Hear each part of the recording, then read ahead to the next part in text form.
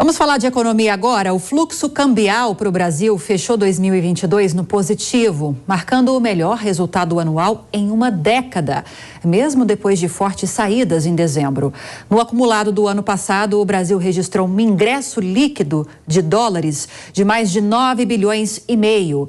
E para a gente entender um pouco melhor essa situação, a gente conversa agora com o especialista em crédito internacional, Luciano Bravo. Luciano, bem-vindo ao Fast News e boa tarde para você. Boa tarde, Lívia. Boa tarde a todos da Jovem Pan. O que explica, Luciano, esse resultado, o melhor resultado em uma década, em 10 anos? Começa a entrada de pouco mais de 9 bilhões e meio de dólares nesse acumulado do ano passado aqui no país. O que levou a esse resultado tão positivo? Bom, Lívia, na verdade o que levou esse resultado positivo é um aumento gradual das condições do Brasil, né? Isso não foi um resultado inesperado, foi um resultado que foi construído ao longo dos últimos anos, onde o Brasil se posicionou, por exemplo, esse ano como o terceiro melhor destino de investimento, segundo a OCDE, atrás apenas dos Estados Unidos e China. Além disso, também o Brasil ele é dos BRICS, o país mais estável para investimento, como mostra a OCDE, e também nosso ótimo resultado da balança comercial, que vem superando, né, as expectativas, com resultados positivos de exportação, tanto do nosso agronegócio como também da indústria esse ano. Então, todos esses fatores contribuíram para o aumento do ingresso de capital, o que balancearam as saídas mesmo previstas no fim de ano. Então é uma melhora do Brasil contínua nos últimos, vamos dizer assim, nos últimos 4 anos que ele vem melhorando sua posição em relação a destino de investimento e exportação. Em termos práticos, quais são os benefícios para o Brasil de um resultado como esse, o melhor em 10 anos de entrada de dólares aqui para nós? Olha, na verdade, muitos cenários se desenham a partir deste 2023, né? Principalmente uma melhora do desempenho do real, que é esperado aí, né? Que o real continue estável perante ao dólar, né?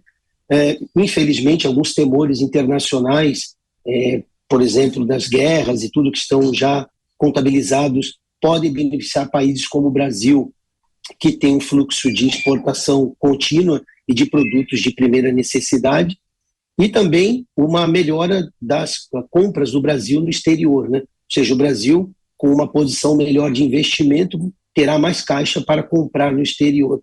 Sem contar nossas reservas, que estão num patamar muito bom, de 324 bilhões de dólares. Então, todo esse cenário pode ajudar muito a melhorar o ingresso desse capital, facilitar nossas exportações e tornarmos cada vez mais um destino para que estrangeiros invistam de maneira permanente no Brasil. Agora, mostramos há pouco, Luciano, uma reportagem falando justamente da instabilidade política e econômica do Brasil. Com essa mudança de governo, já há muitas críticas por parte do mercado dessas primeiras ações já adotadas pelo governo e mesmo de ações previstas, né, que são esperadas para os próximos meses, para os próximos anos. Nesse quesito, o que esperar, né, dessa questão do fluxo cambial para nós? Apesar dessas boas perspectivas que você trouxe, essa questão política pode ser um entrave para um crescimento mais significativo? Assim, na verdade, Lívia, o mercado já precificou esse governo que se iniciou no dia 1º de janeiro, né? Agora vai se resumir ao que o governo vai tomar de atitude concreta, tomará a partir dessa semana. Na verdade, a primeira semana foi mais de uma organização ministerial, realmente a partir de segunda-feira de amanhã é que começam todas as atividades, e você tem razão, a depender do que a equipe econômica, a articulação do governo e a aprovação de medidas aqui dentro tome um caminho positivo ou negativo, esse fluxo poderá sim ser alterado e mudar, né? Ou seja, a previsão é que ele melhore, mas como estamos iniciando um novo governo, com um novo estilo de gestão e com uma nova equipe econômica, temos que ficar de olho para perceber aí nos primeiros 100 dias de governo o que eles farão para contribuir no sentido de melhorar o que já acumulamos aí em 2022 de efeitos positivos. A situação política sempre mexe no frigir de todos os resultados com o otimismo do investidor. Então, temos que aguardar e vermos pelos próximos 100 dias o que o governo fará de concreto para que não deixe perder o que já conquistamos até 2022. Luciano, deixa eu aproveitar a sua presença aqui para a gente falar também um pouco nesse assunto, mas desviando para outra questão que envolve essa questão cambial, que foram essas mudanças que foram autorizadas pelo Banco Central recentemente. Nós mostramos há pouco uma reportagem com o nosso repórter David de Tarso, falando justamente sobre as principais mudanças que foram aprovadas. Eu vou retomar aqui para a nossa audiência e peço uma análise a você. Agora vai ser permitida a compra e venda entre pessoas físicas de até $500 e o aumento do limite de dinheiro em espécie que cada pessoa vai poder portar em viagens internacionais, que passou dos anteriores, né, R$10 mil para $10 mil. Qual que é o impacto disso? O que isso representa para a nossa economia? Olha, Lívia, assim, para a nossa economia, eu acredito que o marco do câmbio, ele vai mudar, assim, para a pessoa física, isso não vai contar muito para a otimização do processo. Para nós, por exemplo, ações como a não necessidade de registro de operação financeira, que é o ROF atualmente, isso é sim um ganho. A possibilidade de aberturas de contas correntes em dólar no Brasil é um ganho também significativo.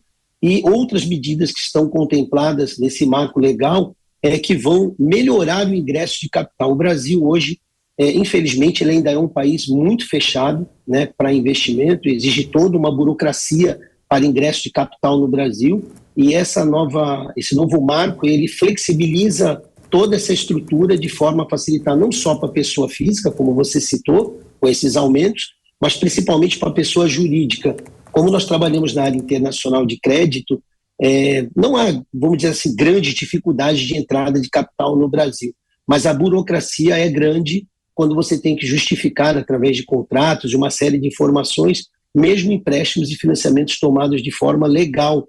Então, isso tudo o marco legal vai destravar e fazer com que os investidores consigam ingressar com maior facilidade e até as empresas brasileiras consigam acessar crédito lá fora.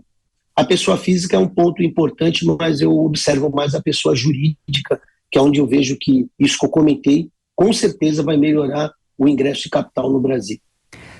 Eu quero falar um pouquinho mais a respeito de dois aspectos que você levantou, Luciano, que é o fato de o Brasil ainda ser um país fechado para a chegada de capital para investimentos, né?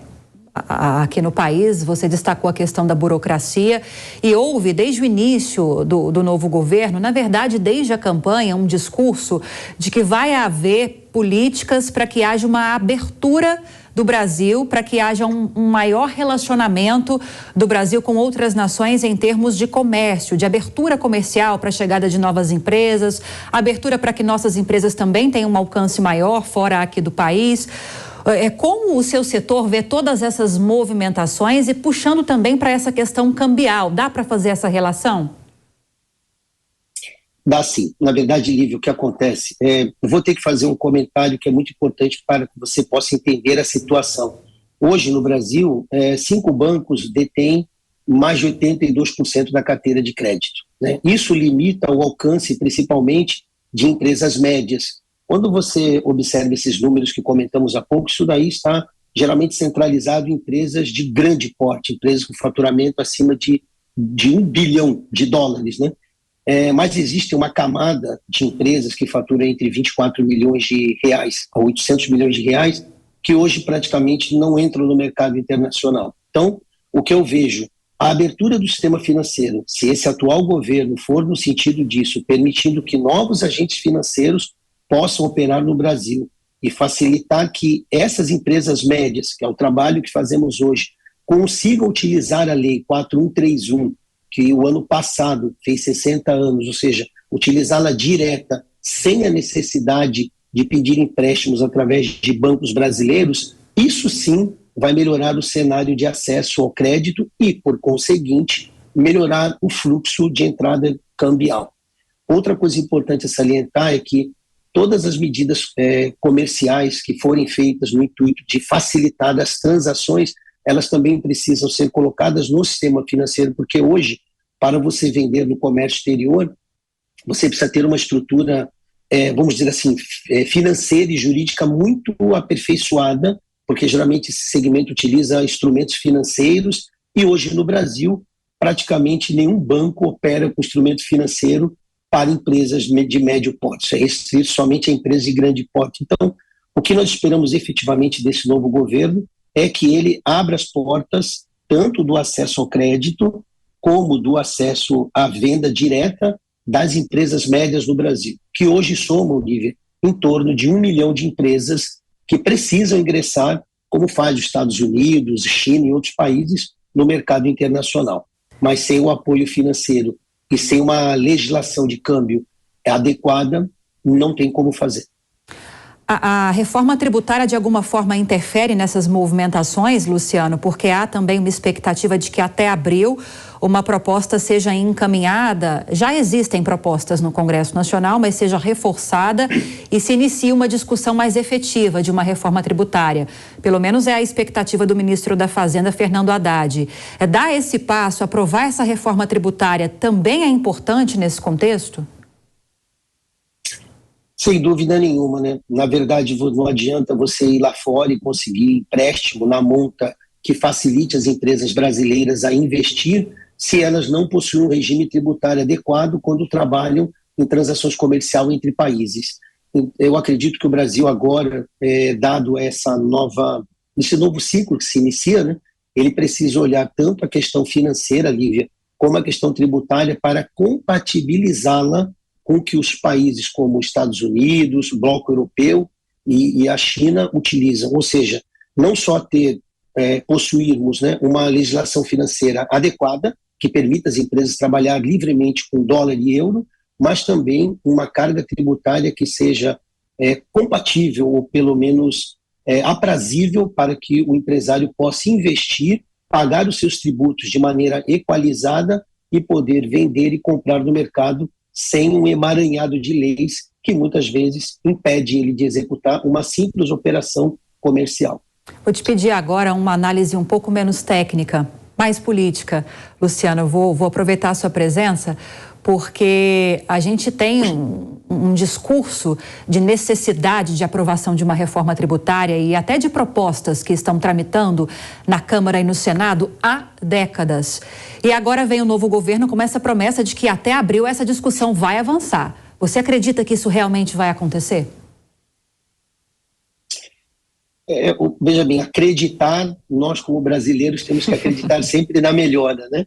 Acreditamos quando o Brasil mudou de governo, acreditamos que o governo vai fazer o que de fato prometeu na sua campanha. Agora, eu acredito que em 4 meses, como você disse, ou em 5 meses, realizar uma reforma tributária, mesmo que o governo esteja, vamos dizer, alinhado tanto com o Congresso como com o Senado, eu acredito que é muito pouco tempo para uma discussão que já se arrasta há muitos anos, né? E que até hoje não houve uma solução eficaz de forma a contemplar não só o cenário interno, porque a parte tributária ela tem a ver com o cenário doméstico e com o cenário internacional. Eu acredito que é muito pouco tempo e que isso, com certeza, se arrastará até o fim do ano, se ocorrer ainda esse ano, porque são muitas emergências, né? Essa é apenas uma das emergências, Lívia. Toda certeza. Gostaria de agradecer a sua participação, Luciano Bravo, especialista em crédito internacional. Obrigada pela entrevista nesse domingo. Um ótimo fim de semana para você e até a próxima.